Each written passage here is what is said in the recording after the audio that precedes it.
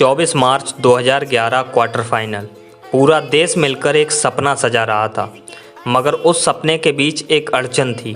Australia, वो team जो विश्व कप के इतिहास की सबसे बड़ी टीम है। ऑस्ट्रेलिया ने पहले बल्लेबाजी करते हुए 260 का आंकड़ा छू लिया। अब भारत को सेमीफाइनल में पहुंचने के लिए 261 रन बनाने थे।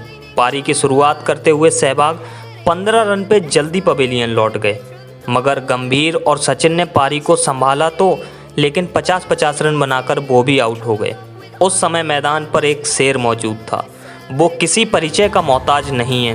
वो खिलाड़ी एक ही समय पे दो जंग लड़ रहा था, एक ऑस्ट्रेलिया के खिलाफ भारत को विश्व कप दिलाने के लिए, और दूसरी खुद के शरीर में बैठा एक अनचाहा मेहमान कैंसर से। मगर इनसे बेहतर कौन जानता है चिड़िया के साथ बाज लड़ाना। खड़ा हो गया अकेला शेर बीच मैदान में कैंसर के साथ, और उस 57 रन की पारी के साथ भारत को मैच जिताया और मजबूर कर दिया पूरे विश्व को अपना नाम याद रखने को। वैसे आप लोगों को तो नाम याद है ना, युवराज सिंह। युवराज का जन्म 12 दिसंबर 1981 को पंजाब के चंडीगढ़ शहर में हुआ था। पिता का योगराज और मां का नाम शबनम। योगराज सिंह उन दिनों फॉर्मर क्रिकेटर हुआ करते थे, लेकिन चोट के कारण ना तो वो अपना करियर पूरा कर पाए और ना ही अपने सपने को। मगर युवराज के जन्म से उन्हें एक उम्मीद दिखी, जिससे वो अपना अधूरा सपना पूरा कर सकते हैं। महज 9 साल की ही उम्र में उन्होंने युवराज को सीजन बॉल से खिलाना शुरू कर दिया। उनकी पत्नी शबनम कई बार उन्हें रोकती थीं कि युवराज अभी बहुत छोटा है, उसे चोट लग सकती है, मगर उन्होंने किसी की ना सुनी। यूं तो युवराज को क्रिकेट कभी पसंद था ही नहीं। उन्हें इंडोर गेम से कुछ अलग ही लगाव था, जिसमें खासकर स्केटिंग से था। युवराज ने मात्र 10 साल की उम्र में ही अंडर 14 में गोल्ड जीता, मगर पिता योगराज सिंह ने उस मेडल को फेंक दिया और बेटे से कहा, तुझे सिर्फ क्रिकेट खेलना है, सिर्फ क्रिकेट। उस समय उस छोटे से मासूम युवराज को ये तानाशाही लगती थी, मगर युवराज जितना अपने पिता से नफरत करते थे, उससे कहीं ज़्यादा प्यार भी तो करते थे, जिसके चलते बस यही कारण था जो युवराज ने अपना सपना छोड़ अपने पिता के सपनों पे काम करना शुरू किया। ऐसे ही एक दिन युवराज सिंह अपने बेटे युवराज को नवजोत सिंह सिद्धू के पास लेके गए और उनसे कहा, ज़रा देखकर बताइए तो मेरा बेटा कैसा खेलता है। सिद्धू ने युवराज को खेलते देखकर कहा, शायद आपका बेटा क्रिकेट के लिए बना ही नहीं है। बस यही बात युवराज सिंह के दिल पे लग गई और उन्होंने तभी ठान लिया, अब चाहे कुछ भी हो जाए, मैं युवराज को एक अच्छा क्रिकेटर बनाकर ही रहूँगा। उन्होंने युवराज की ट्रेनिंग अब और हार्ड कर दी।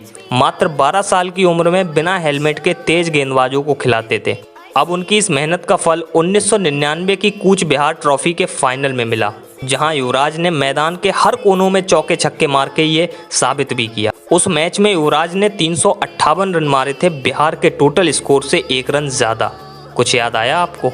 इस प्रदर्शन के चलते उनका चयन भारत की अंडर 19 वर्ल्ड कप टीम में हुआ, जहां पर वो प्लेयर ऑफ द टूर्नामेंट रहे, और फिर 3 अक्टूबर 2000 में उनका ओडीआई में डेब्यू हुआ केनिया के खिलाफ। जिस आईसीसी टूर्नामेंट के क्वार्टर फाइनल में सभी बड़े खिलाड़ी धराशायी हो गए, तब पंजाब से आने वाले एक 18 साल के बच्चे युवराज ने मैकग्राथ और ब्रैटली का सामना करते हुए 84 रन की शानदार पारी खेली थी। युवराज की इस बेहतरीन पारी के बाद भारत को एक शानदार ऑलराउंडर मिल चुका था, जिसमें लंबे लंबे छक्के लगाने की क्षमता भी थी और मुश्किल वक्त में अपनी टीम को विकेट दिलाने की कला भी।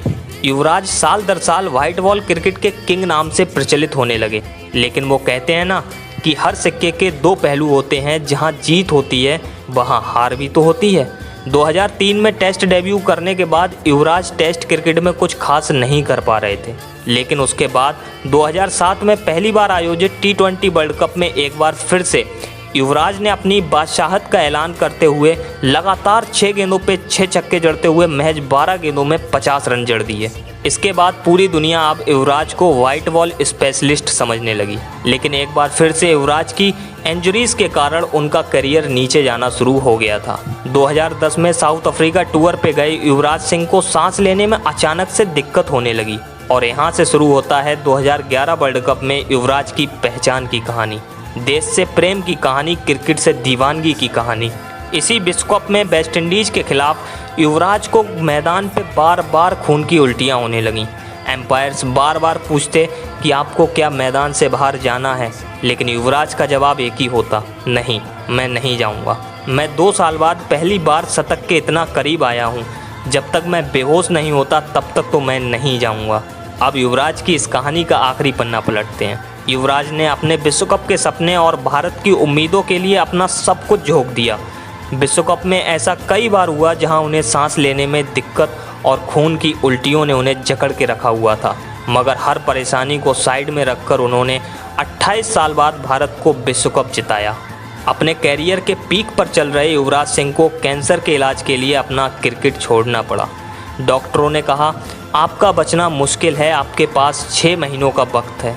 लेकिन युवराज सिंह यूएस से बिल्कुल ठीक होकर आए। लेकिन डॉक्टरों ने फिर एक बार कहा कि आपको वापस क्रिकेट खेलने के लिए 3-4 साल अभी और लगेंगे। देखिए, युवराज को यूं ही वॉरियर नहीं कहते हैं। मात्र 6 महीने के अंदर वो अपनी टीम में फिर वापस आए, मगर इस बार उनका खेल थोड़ा अलग था। वो पहले जैसे खेल ही नहीं पा रहे थे।